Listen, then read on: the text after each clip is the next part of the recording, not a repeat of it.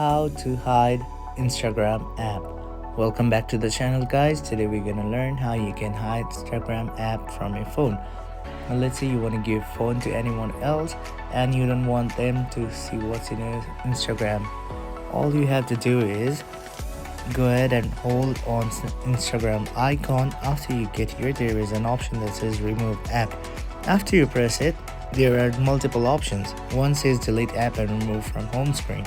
If you press the delete app, the Instagram app will be deleted from your device and nothing will be stored in your phone. But if you just press remove from home screen, your Instagram app looks like it's been deleted or been completely removed out of your device. But if you go ahead to app libraries and check it, your app is still downloaded on your phone. And if you want it back, go ahead and hold it and drop it down to the home screen.